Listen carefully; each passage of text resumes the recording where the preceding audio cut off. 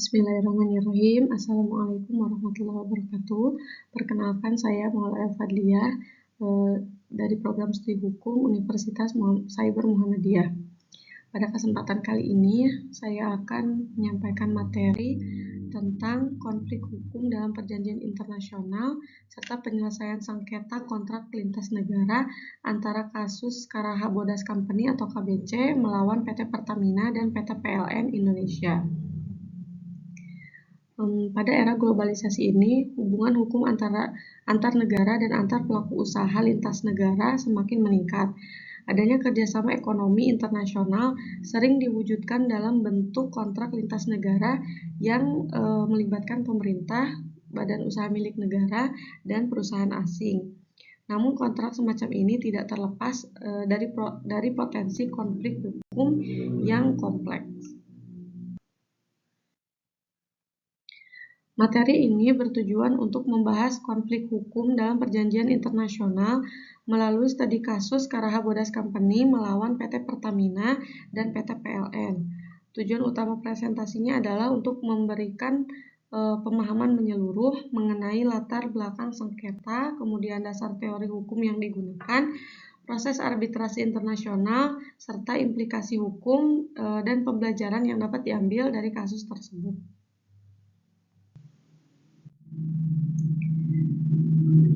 Sengketa kontrak lintas negara umumnya muncul akibat perbedaan sistem hukum, kemudian kepentingan ekonomi, dan kebijakan nasional suatu negara. Dalam banyak kasus, negara berada pada posisi ganda, yaitu sebagai pemegang kedaulatan sekaligus sebagai pihak dalam kontrak bisnis internasional. Permasalahan utama dalam kasus KBC ini adalah karena adanya keputusan pemerintah Indonesia yang menangguhkan proyek panas bumi Karaha Bodas akibat krisis moneter Asia pada tahun 1997 sampai 1998. Nah, keputusan ini memicu klaim wan prestasi dari pihak investor asing yang merasa dirugikan secara kontraktual. Topik konflik hukum dalam perjanjian internasional sangat relevan untuk dibahas karena meningkatnya arus investasi asing dan proyek kerjasama internasional. Negara tidak lagi hanya bertindak sebagai pengatur, tetapi juga sebagai pelaku kontrak yang dapat dimintai pertanggungjawaban hukum. Kasus KBC ini menjadi penting karena menunjukkan bahwa kebijakan pemerintah yang bersifat nasional dapat menimbulkan konsekuensi hukum internasional. Hal ini menjadi pembelajaran penting bagi negara berkembang dalam menjaga keseimbangan antara kepentingan nasional dan kewajiban kontraktual.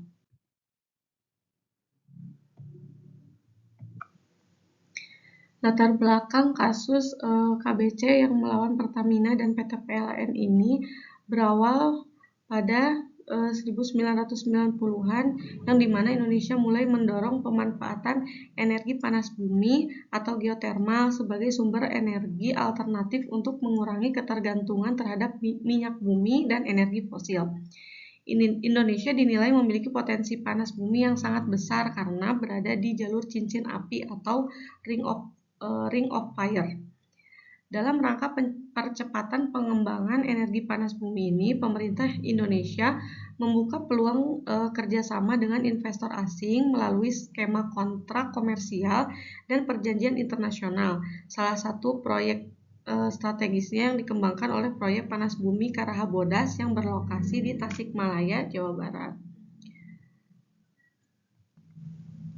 Para pihak yang terkait dalam perjanjian yang pertama itu ada Karaha Bodas Company atau KBC, yaitu perusahaan asing yang berbasis di Amerika Serikat, kemudian bergerak di bidang pengembangan dan investasi energi panas bumi, juga bertindak sebagai investor dan pengembang proyek. Kemudian yang kedua ada PT Pertamina Persero, yaitu badan usaha milik negara atau BUMN Indonesia. Kemudian pada saat itu memiliki kewenangan dalam pengelolaan dan kerjasama eksplorasi panas bumi. Yang ketiga itu adalah PT Perusahaan Listrik Negara atau PLN, yang dimana BUMN yang bertugas menyediakan dan membeli tenaga listrik. dan berperan sebagai pembeli listrik yang dihasilkan dari proyek panas bumi Karaha Bodas. Kemudian dasar perjanjian kerjasamanya yaitu terjadi pada tahun 1994. Para pihak menandatangani beberapa perjanjian penting, antara lain yang pertama yaitu Joint Operation Contract atau JOC antara KBC dan Pertamina yang mengatur kerjasama eksplorasi, kemudian pengembangan dan produksi energi panas bumi di Karaha Bodas. Kemudian menetapkan pembagian hak kewajiban serta resiko usaha. Yang kedua itu adalah Energy Sales Contract atau ESC antara KBC, Pertamina, dan PLN, yaitu yang mengatur kewajiban PLN untuk membeli listrik yang dihasilkan dari proyek panas bumi tersebut dan menentukan harga jual listrik, kapasitas, serta jangka waktu kontraknya. Kedua kontrak tersebut memuat klausal arbitrase internasional yang menunjuk UNCITRAL Arbitration Rules dengan Seat of Arbitration di Jenewa di Swiss. Setelah terjadinya perjanjian yang ditandatangani oleh KBC dan PT Pertamina, kemudian PT PLN ini, KBC mulai melakukan studi kelayakan, kemudian eksplorasi panas bumi dan pengeluaran biaya investasi yang signifikan. Namun pada tahun 1997 sampai 1998 ini, Indonesia mengalami krisis ekonomi moneter yang berdampak luas terhadap stabilitas keuangan negara dan BUMN. Sebagai respon terhadap krisis tersebut, pemerintah Indonesia mengeluarkan kebijakan untuk menunda, kemudian meninjau ulang, bahkan membatalkan sejumlah proyek energi berskala besar yang melibatkan investor asing. Nah, akibat kebijakan tersebut, PT Pertamina dan PLN menghentikan pelaksanaan proyek Karaha Bodas dan kewajiban kontraktual terhadap KBC tidak lagi dijalankan. KBC menilai bahwa penghentian proyek dilakukan secara sepihak, kemudian tidak sesuai dengan ketentuan perjanjian, dan tidak dapat dibenarkan sebagai force majeure. KBC berpendapat bahwa Pertamina dan PLN telah melakukan prestasi yang mengakibatkan adanya kerugian finansial yang besar, kemudian hilangnya potensi keuntungan, dan kerusakan kepastian hukum bagi investor asing. Namun sebaliknya, para pihak Pertamina dan PLN berargumen bahwa penghentian proyek dilakukan berdasarkan kebijakan pemerintah, kemudian krisis ekonomi nasional merupakan keadaan memaksa, dan adanya tindakan tersebut demi kepentingan publik dan stabilitas nasional. Dalam menganalisis kasus ini terdapat beberapa teori dan prinsip hukum yang relevan. Yang pertama adalah asas Pacta Sunt Servanda yang menyatakan bahwa setiap perjanjian yang dibuat secara sah wajib dipatuhi oleh para pihak. Prinsip ini menjadi fondasi utama dalam hukum perjanjian internasional. Kemudian yang kedua itu adalah hukum arbitrase internasional yang menegaskan bahwa putusan arbitrase itu bersifat final dan mengikat. Selain itu, terdapat prinsip pembatasan kedaulatan negara, di mana negara yang memasuki kontrak komersial internasional tidak dapat sepenuhnya berlindung di balik kedaulatannya. Dalam proses penyelesaian sengketa melalui arbitrase, sengketa antara KBC dan pihak Indonesia ini diselesaikan melalui arbitrase internasional berdasarkan aturan UNCITRAL. Tempat arbitrasenya ditetapkan di Swiss yang terkenal sebagai negara dengan sistem hukum yang mendukung arbitrase internasional. Dalam proses arbitrasenya, majelis arbitrase memeriksa yang pertama keabsahan penghentian kontraknya, terus apakah krisis ekonomi itu dapat apakah krisis ekonomi dapat dikualifikasikan sebagai force majeure, kemudian tanggung jawab hukum Pertamina dan PLN-nya, kemudian besaran ganti rugi yang layak diberikan kepada KBC. Dalam proses arbitrase, Indonesia mengajukan alasan force majeure dengan merujuk pada krisis ekonomi sebagai keadaan memaksa. Namun, Majelis Arbitrase menilai bahwa alasan tersebut tidak dapat membenarkan penghentian kontrak secara sepihak. Putusan arbitrase dalam perkara Karaha Bodas Company yang melawan PT Pertamina dan PT PLN merupakan salah satu putusan arbitrase internasional paling penting yang pernah melibatkan Indonesia. Sengketa ini diselesaikan melalui arbitrase internasional berdasarkan UNCITRAL Arbitration Rules dengan dengan tempat di Swiss. Pemilihan forum ini berimplikasi bahwa proses arbitrase tunduk pada hukum arbitrase Swiss sebagai lex arbitri, sementara putusannya dikualifikasikan sebagai putusan arbitrase internasional yang dapat dimintakan pelaksanaan di negara lain sesuai Konvensi New York 1958. Dalam memeriksa pokok sengketa, Majelis Arbitrase terlebih dahulu menentukan hukum yang berlaku terhadap substansi kontrak. Majelis berpendapat bahwa hukum Indonesia merupakan hukum yang tepat untuk diterapkan sebagai governing law, mengingat perjanjian ditandatangani dan dilaksanakan di Indonesia. Para pihak utama adalah Badan Usaha Milik Negara atau BUMN serta objek perjanjian yang berkaitan langsung dengan proyek infrastruktur nasional. Dengan demikian, penilaian terhadap hak dan kewajiban para pihak dilakukan berdasarkan prinsip-prinsip hukum perdata Indonesia, khususnya hukum kontrak. Salah satu isu utama yang dianalisis majelis arbitrasenya adalah apakah penghentian proyek panas bumi Karaha Bodas ini oleh Pertamina dan PLN dapat dikualifikasikan sebagai wan prestasi. Majelis menilai bahwa penghentian proyek dilakukan secara sepihak dan tidak mengikuti mekanisme penghentian kontrak yang telah diatur dalam perjanjian. Kemudian tidak terdapat bukti bahwa Pertamina dan PLN telah memberikan pemberitahuan resmi sesuai prosedur kontrak dan atau menawarkan solusi alternatif untuk tetap melaksanakan kewajiban kontraktual. Oleh karena itu, Majelis menyimpulkan bahwa tindakan tersebut merupakan pelanggaran kontrak. PT Pertamina dan PLN dalam pembelaannya mengemukakan bahwa krisis ekonomi moneter tahun 1997 sampai 1998 serta kebijakan pemerintah Indonesia untuk meninjau ulang proyek-proyek energi berskala besar merupakan keadaan memaksa atau force majeure. Namun Majelis Arbitrase menolak argumentasi tersebut. Menurut Majelis, krisis ekonomi dan kebijakan pemerintah tidak secara otomatis memenuhi unsur force majeure sebagaimana diatur dalam kontrak. Force majeure seharusnya bersifat tidak dapat diperkirakan, tidak dapat dihindari, dan secara langsung menghalangi pelaksanaan kewajiban kontraktual.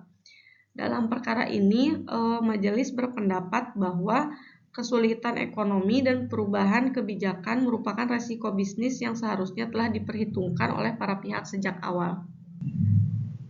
Majelis Arbitrase juga menegaskan bahwa Pertamina dan PLN tidak dapat melepaskan tanggung jawab kontraktualnya dengan alasan bertindak berdasarkan instruksi atau kebijakan pemerintah. Dalam perspektif hukum kontrak internasional, Badan Usaha Milik Negara tetap dipandang sebagai subjek hukum yang mandiri dan terpisah dari negara. Dengan demikian, kebijakan pemerintah tidak dapat dijadikan dasar untuk menghapus kewajiban kontraktual yang telah disepakati secara bebas dengan pihak asing, kecuali secara tegas diatur dalam kontrak tersebut. Terkait dengan tuntutan ganti rugi, Majelis Arbitrase menyatakan bahwa KBC berhak memperoleh kompensasi atas kerugian yang timbul akibat wan prestasi tersebut. Majelis mempertimbangkan biaya-biaya yang telah dikeluarkan oleh KBC selama tahap eksplorasi dan pengembangan proyek. serta potensi keuntungan yang secara wajar dapat diperoleh apabila proyek dilaksanakan sesuai perjanjian. Meskipun tidak seluruh klaim ganti rugi KBC dikabulkan, majelis tetap menjatuhkan kewajiban pembayaran ganti rugi dalam jumlah yang signifikan kepada Pertamina dan PLN. Putusan arbitrase ini memiliki implikasi hukum yang luas, khususnya bagi Indonesia dalam konteks perjanjian internasional dan investasi asing. Kasus ini menunjukkan bahwa negara atau badan usaha milik negara tidak dapat dengan mudah menghindari kewajiban kontraktual internasional dengan berlindung di balik kebijakan nasional atau kondisi ekonomi yang krisis. Selain itu juga, putusan ini menegaskan pentingnya klausal arbitrase internasional sebagai mekanisme penyelesaian sengketa yang efektif dan mengikat dalam kontrak lintas negara. Secara keseluruhan, putusan arbitrase KBC dan yang melawan Pertamina dan PLN menegaskan prinsip fakta San Servanda, yaitu bahwa perjanjian harus dihormati dan dilaksanakan dengan itikat baik. Putusan ini juga menjadi pembelajaran penting bagi pemerintah dan BUMN di Indonesia.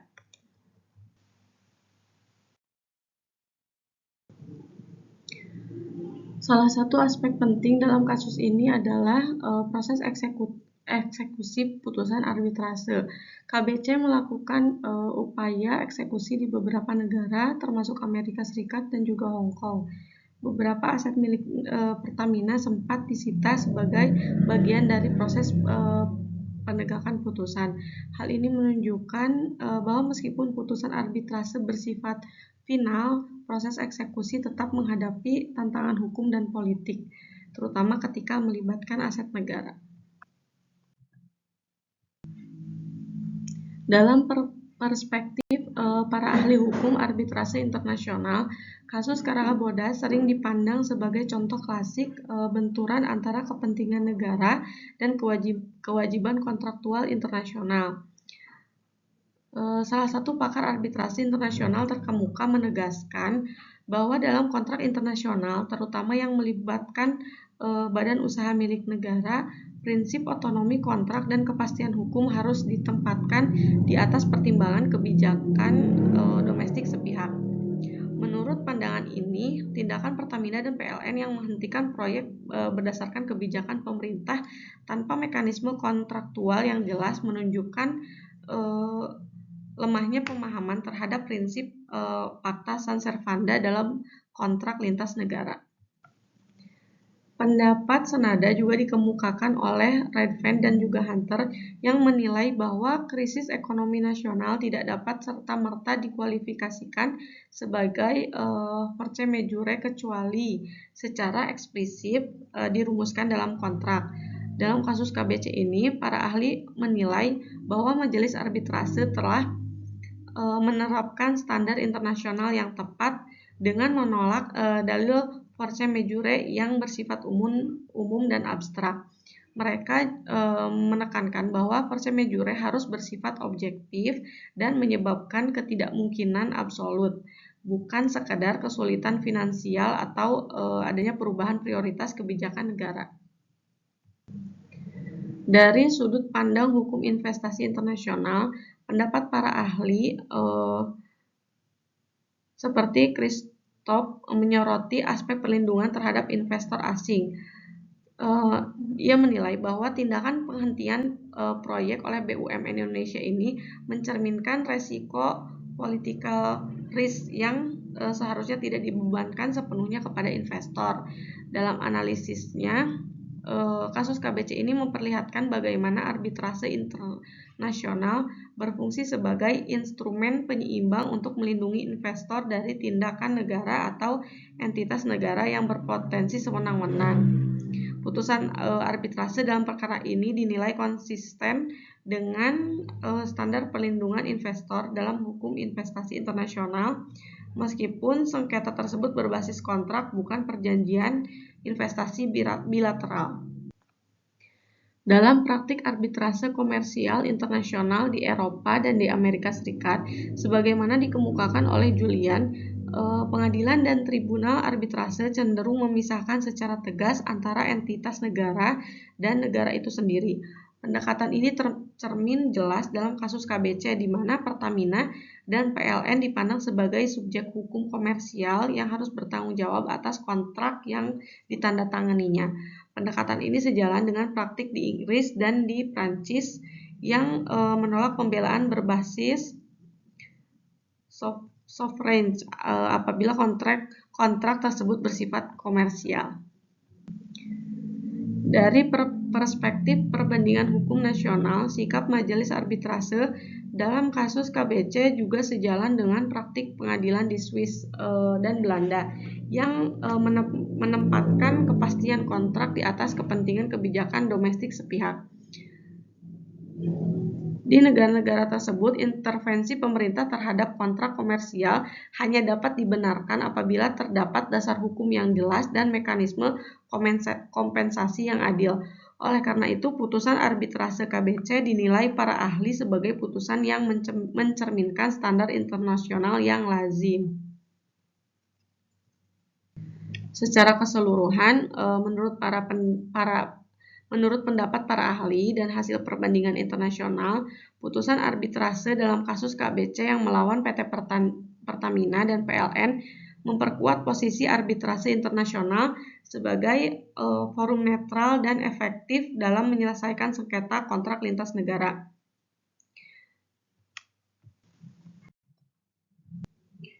Dari kasus ini dapat dipahami bahwa hukum internasional memiliki dampak nyata dalam kehidupan sehari-hari, khususnya di bidang ekonomi dan investasi. Negara dan BUMN harusnya lebih berhati-hati lagi dalam menyusun kontrak internasional dan memahami konsekuensi hukum dari setiap kebijakan. Implikasi lainnya adalah meningkatnya kesadaran akan pentingnya klausal arbitrase, force majeure, dan pilihan hukum dalam kontrak lintas negara. Kasus Karaha Bodas Company yang melawan PT Pertamina dan PT PLN merupakan contoh nyata konflik hukum dalam perjanjian internasional.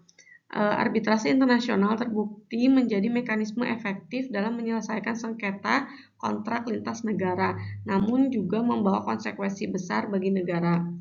Berdasarkan analisis kasus tersebut, pemerintah dan BUMN harusnya perlu memperkuat lagi kajian hukum internasional sebelum menandatangani kontrak lintas negara. Kemudian penyusunan klausal arbitrase, force majeure harus dibuat lebih rinci, lebih jelas, dan mengantisipasi kondisi krisis. Kemudian diperlukan untuk meningkatkan kapasitas negosiasi hukum internasional bagi aparat negara dan BUMN, dan perlu adanya koordinasi yang lebih kuat antara pemerintah, BUMN, dan penasihat hukum internasional. Oleh karena itu, kedepannya diperlukan keseimbangan antara perlindungan kepentingan nasional dan penghormatan terhadap kewajiban kontraktual internasional. Materi ini diharapkan dapat memberikan pemahaman yang komprehensif bagi peserta mengenai pentingnya kepastian hukum dalam hubungan internasional. Kemudian kasus ini sebaiknya dijadikan pembelajaran nasional dan reformasi kebijakan kontrak internasional. Sekian yang dapat saya sampaikan. Mohon maaf atas segala kekurangannya. Terima kasih atas perhatiannya. Wassalamualaikum warahmatullahi wabarakatuh.